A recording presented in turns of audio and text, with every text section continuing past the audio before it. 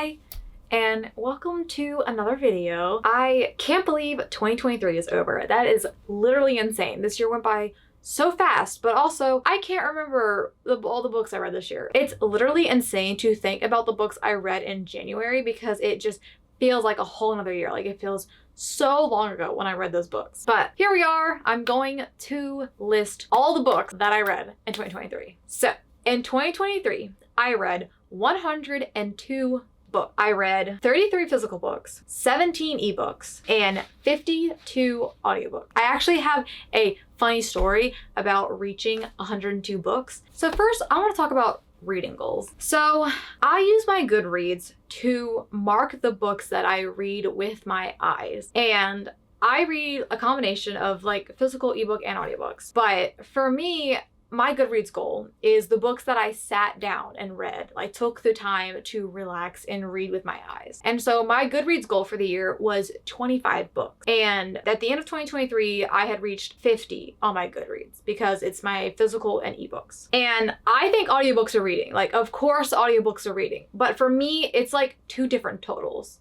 It's the total I read with my eyes. Like I said, like books I sat down to read because like reading is my favorite hobby. I want to see how many I sat down and took the time out of my life to read. But then like audiobooks are reading. You are still taking in books. So I have like two different totals. So I have like 50 books I read with my eyes. And then I have like 102 books that I read overall. That was my 2023 reading goal. I have set my 2024 reading goal. I have it set to 50 on Goodreads because that's what I got to this year. But I just don't know. I might change it. For me, it's like I want to have a goal, but I want to have a goal that's attainable because I don't want to feel stressed about it. And I don't want to feel like I'm a failure if I don't get to it because that's silly. Like reading any amount of books is good, you know? I like beating my previous record, but you know, life happens. Like every year for me has been like every year since I got into reading has been different. That is it. That's all I'll go into for reading goals. But like I said, I read 102 books this year. I started December and I was like, oh, I'm 13 books away from 100. You know, I should do that. Like, that's cool. That's like right. That's in my reach. I can get to that. And so I spent like all month just reading as much as I could, which like December is like an insane month. Like it's so much you have to do in December and work was really crazy for me. December 31st at 10 p.m. I finished a book and I was like, I'm at 100.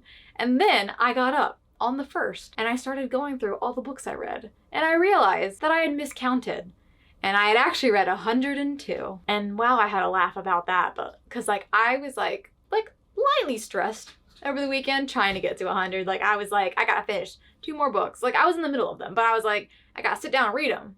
I know I'm working. I know I have family stuff. It doesn't matter. I gotta read these books. And I got to 102. So there's that. But anyway, enough of that. I want to start talking about the books I read. So my plan for this video is I am going to name all 102 books, but I'm not going to review all 102 books because I feel like that's a lot.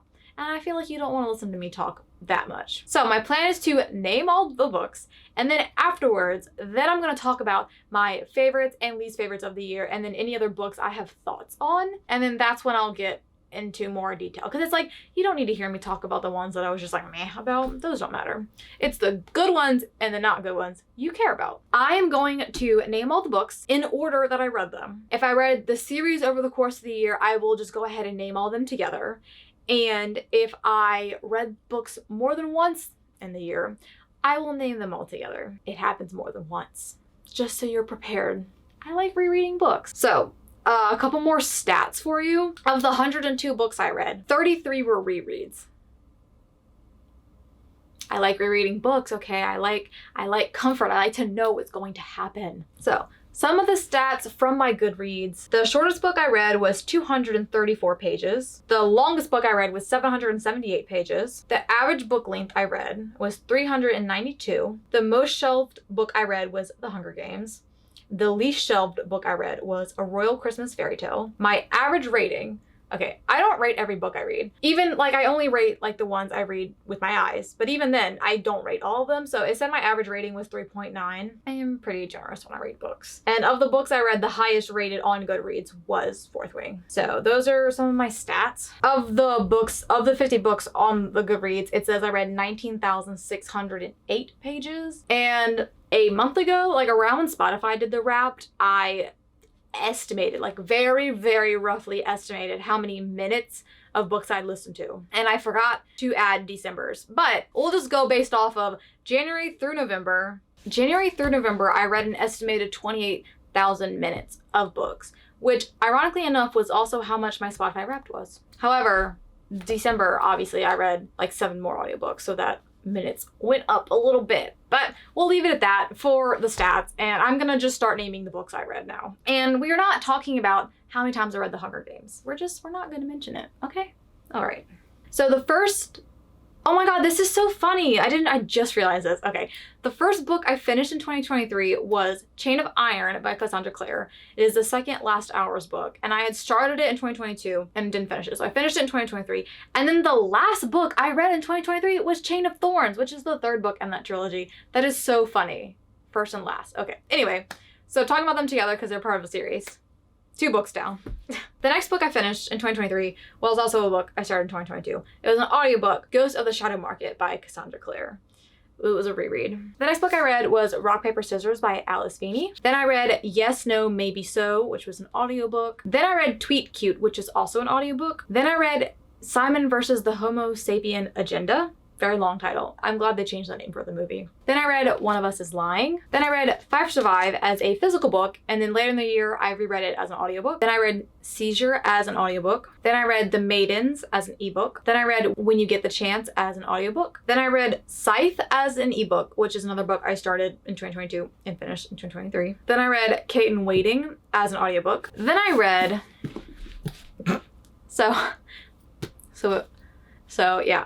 I read the Hunger Games trilogy, all 3 of them, 3 times each.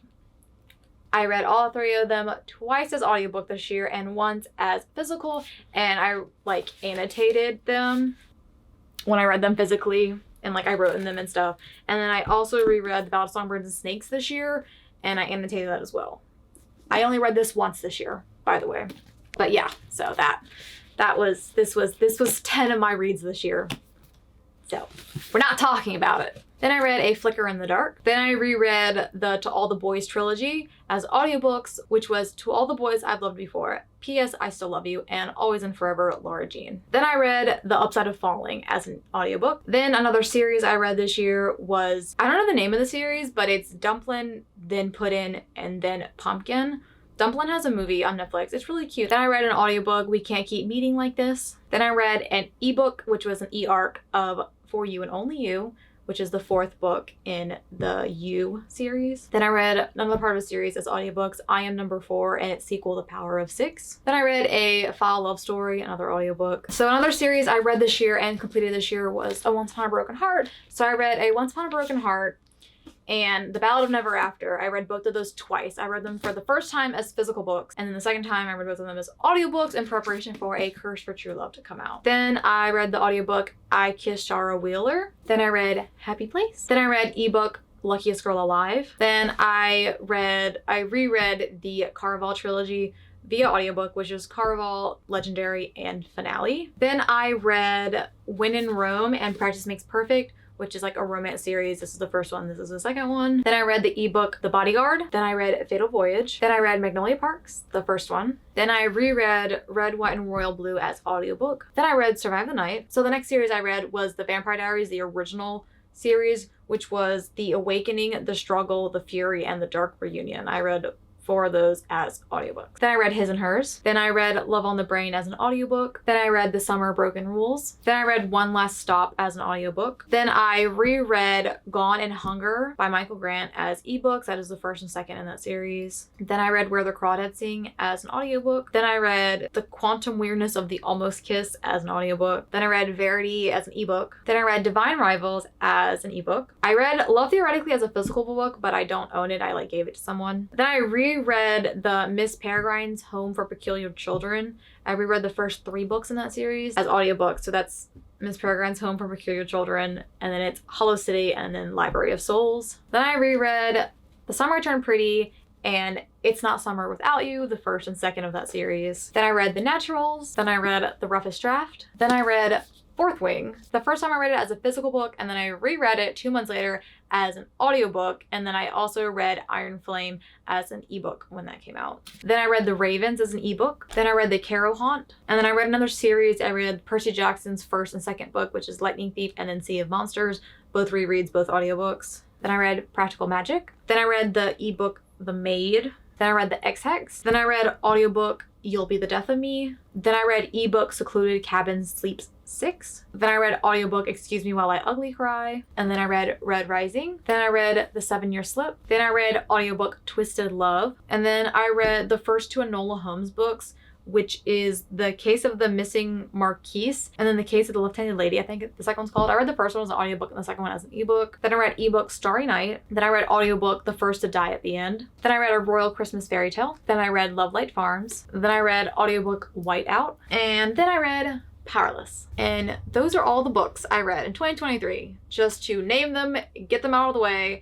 And now we're going to talk about my favorite books of the year. So I'll start at the beginning again, but then only talk about my favorites. Of course, I loved reading Chain of Iron and Chain of Thorns by Cassandra Clare. Shadowhunters is my favorite world, and I've decided that The Last Hours, which is the trilogy those two are in, is my favorite trilogy of that world, and I think Chain of Iron is my favorite of the trilogy. Then Rock, Paper, Scissors is probably my favorite thriller I read this year. This book blew me away. After reading this book, I decided I'm going to read all of Alice Feeney's books, all the ones she has published and all the ones in the future, because she just blows you away with plot twists. This book was just so good. I was like on the edge of my seat, and I tried to guess. I could not guess anything. The ending literally blew me away, and I was speechless. I love this book so much. I will be brief, but of course, The Hunger Games were favorite books I read this year because I love this series so much. Obviously, you can tell by how many times I read it. This is a 5-star series for me. Like, I absolutely love it. I could never get tired of reading it. This one I don't like as much, but the last time I read it, so I read it this year, was the third time I read it, and I bumped my rating up from a 3.5 to a 4-star because annotating it made me like see it differently. So if you haven't read The Hunger Games as an adult, read these 3 books and then read this one after. It's just so good. Another series I really enjoyed this year was Once Upon a Broken Heart. These books are just so they're like fairy tale fantasy, and they're just like so easy to read, and you like don't even feel like you're reading fantasy. These books are just so nice, and the second one was my favorite. I really loved the second one, and I was dying to read the third one. And the third one, not as good. But still, overall, the series is really good, and you know, if you're trying to get into fantasy, this is a really good one to get into because it's so simple to understand. And I read my first Emily Henry book this year, which was Happy Place, and I really liked it. I just fell in love with her writing.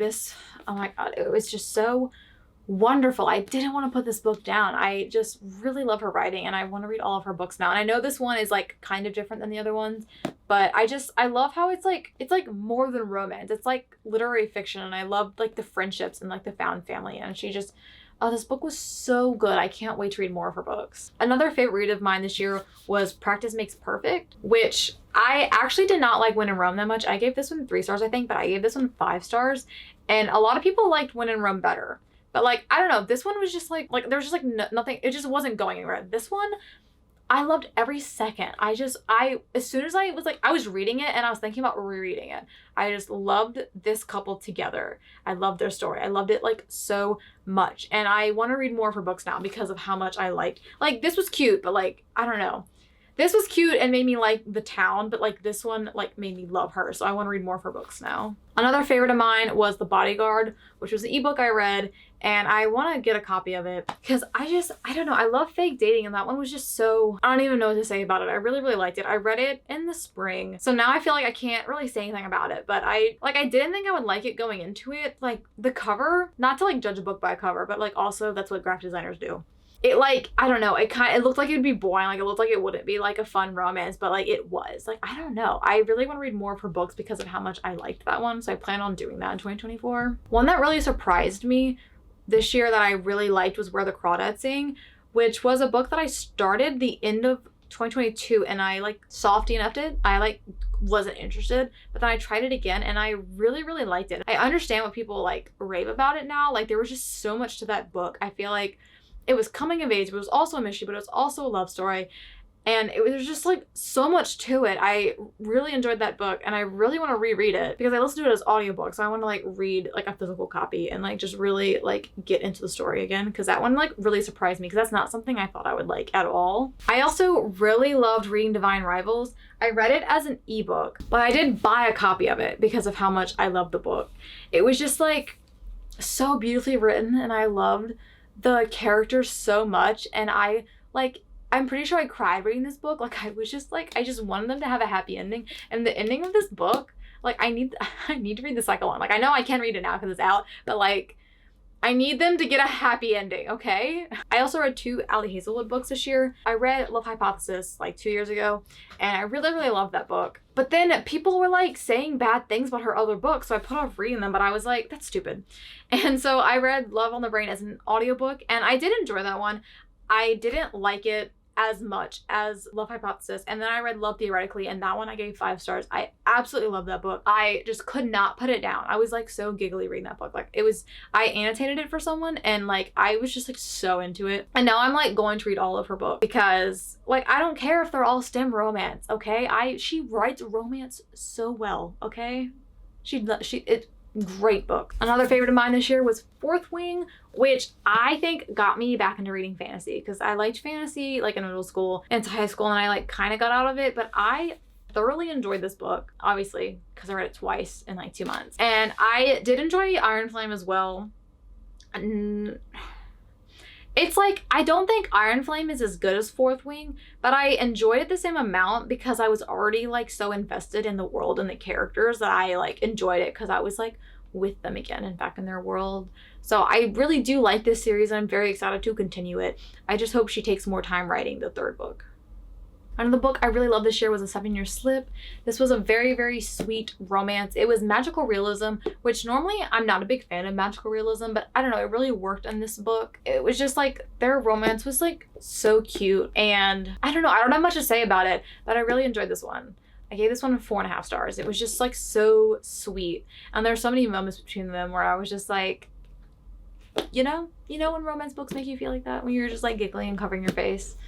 This one did it. I think the last book for me to talk about would be Powerless by Lauren Roberts. I just read this one at the end of December, but I really enjoyed this one. Again, I'm getting into fantasy again, especially romantasy, because I mean like it's good. So yeah, this one was good and I'm really excited to continue the series and see where it goes. I think I talked about all my favorite books of the year, or all the books I really enjoyed reading. So now I'm going to talk about the ones I didn't really like, and I will try to do it not meanly. So of course, a lot of the like rom-com coming of age YA books I read, I don't love them. I just like they're entertaining, but they're not favorite books of mine and they're very forgettable. I like was looking through the list of books I read and I was like, oh, I read that, like, you know. So I'm not gonna bother mentioning those, but just know that I don't love most of those, but they're all right. So the first one I'm gonna talk about that I didn't like is The Maidens. And this one is a very, very popular book. I read this one because I've been wanting to read Silent Patient by the same author, because that one's also very popular. And The Maidens was like available to read from the library as an ebook, so I read it.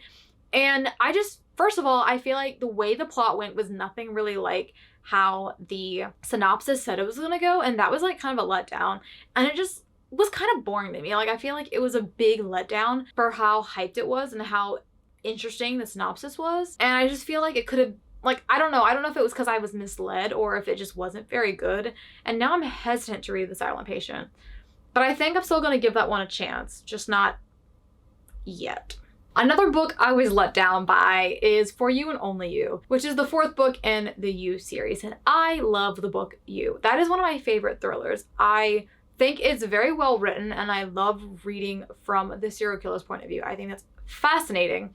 But the books after it have just really gone downhill. They're just not very good. The first one is like 5 stars for me. I loved it. The second one, I don't remember what I rated it. I think 3 would be generous.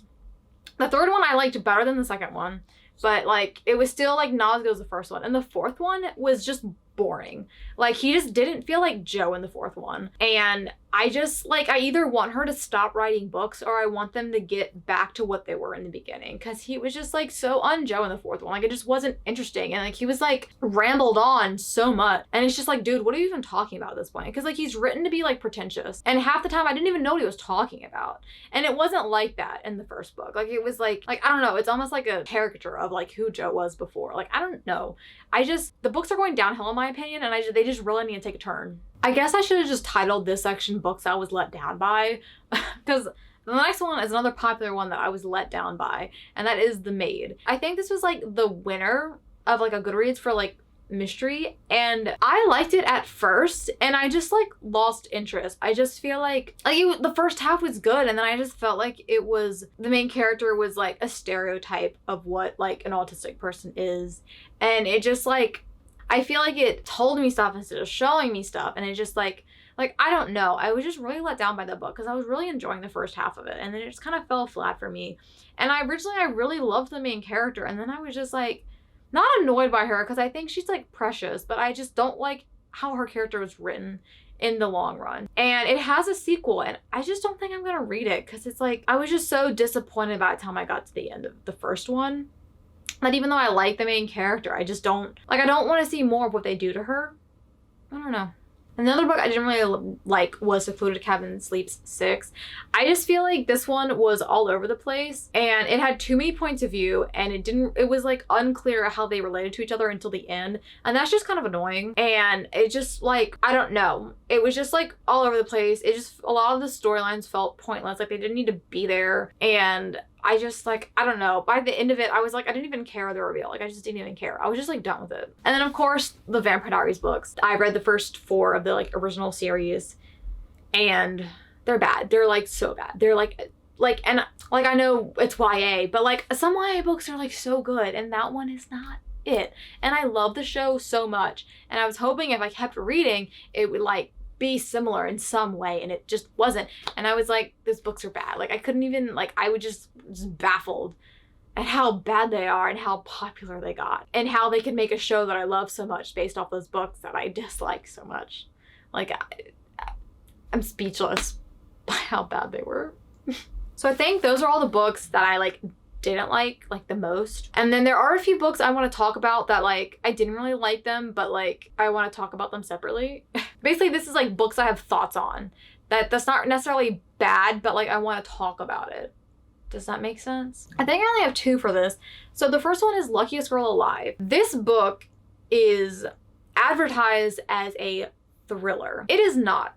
It's not even a mystery. The synopsis was just so misleading on this book, and I think that's why it got a lot of low ratings, because it's just, you go in expecting a thriller or mystery, and it's a mystery in the sense that you don't know, or like you don't know the reveal, like you're reading it to get to the reveal. I'm going to be a little spoilerly because they're trigger warnings, and I think you need to know the trigger warnings before you go into this book. So these are trigger warnings, but they're also spoilers. The big reveal, like the reveal of the mystery is that the main character was present in a school shooting. And that was very hard to read about. As someone who like was in public school, and then I'm an adult now and I'm watching children go to school and potentially be in school shootings every day, it's very hard to read about someone in a school shooting. The main character was also raped, like gang raped. And that was also like, I don't like reading about that. That is also hard to read about. And she was very young when it happened too. The book is told when she's an adult, and these are things that happened to her as a teenager. And as an adult, she's like being invited to do like a documentary about something that happened. And like you eventually find out that it's a school shooting. And then you also find out about her being raped. And those are just 2 very, very triggering topics that were very hard to read about. Also, the main character totally has an eating disorder as an adult. Like, it's just like every part you were reading was just like so triggering. Between eating disorders, the rape, and the school shooting, there's so much in this book that is triggering to so many different people, and you would not know any of that happens from the synopsis. I don't know. I was just so blown away by what the book ended up being. And I just really ask people to read the trigger warnings of that book. And I don't I just don't like that it was written about a school shooting, because the book is about like her being asked to be part of a documentary like 10 years after the fact, because even 10 years afterwards, people are still talking about this shooting and those shooters. And this is what real life is like. Like, if you give them attention, like, that's not something you should be doing. You should not be giving them attention. It's not something you should be showing people. And so for there to be a fictional book about a school shooting that's like getting a documentary, and I don't know, it's like giving, I don't know. I don't like it. I don't like it. I did not like that book. Like, it wasn't a bad book. It was written well. I just didn't like the content. And I think that it should be warned about before you go into that book. And also there's a movie about it, which I haven't watched yet. But yeah, that's just something that like has irked me ever since I read that book. That like how triggering it is and how there's like no trigger warnings anywhere. Like, I've like seen people talk about that book and the movie. I've never seen a single trigger warning about it. And that is insane. I do have a physical copy of it because I bought a physical copy and then I ended up reading an ebook. That's just like a nice little thriller, except for it's like not at all. So yeah. The other book I want to talk about is Twisted Love. I read this as an audiobook because it's like a popular TikTok book. And this is another one I feel like is really misleading because like if you look at the new cover, which is like the new cover, it just looks like a nice little romance, but it is dark romance. And that's just not for me. And it's dark romance for like 2 reasons, because their romance itself is consensual. First of all, it's consensual. Cool. But it is dominating male and possessive and not like kind of controlling. And it's consensual. Like, she's into how he behaves and treats her. That's not for me. It's also like dark because of their past. Some other trigger warnings include abusive parents, aquaphobia, panic attacks, attempted murder, drowning, child abuse, death and violence, and missions of suicide. So there's a lot of dark stuff in this book, both between the romance, because there's like explicit sexual content as well. And he's like very dominating, and yeah, so there's that. Then there's their like dark past, and there's just so much in this book. And if you look at that pretty cover that I have on the screen, you would not get that from the cover. And if you look at the old cover, that one, you know, is dark romance by looking at it. And I just feel like the book having this cover is misleading. And like, I mean, for me, most things are like, for me, trigger warnings, it's like something that's like hard for me to read, but I am not actually triggered by it, you know? Like, I can read it and I will be okay. But I think trigger warnings are important for other people, because other people aren't the same. Like, other people will read something and they will have a panic attack or like a breakdown from it. Like some people really cannot read stuff like that.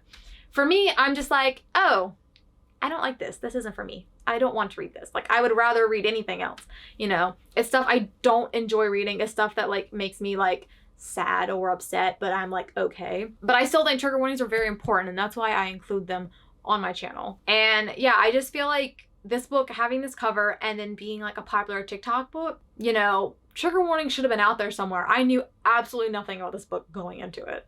And after like looking up reviews and stuff for the book, I saw some trigger warnings, but going into it, I didn't see them.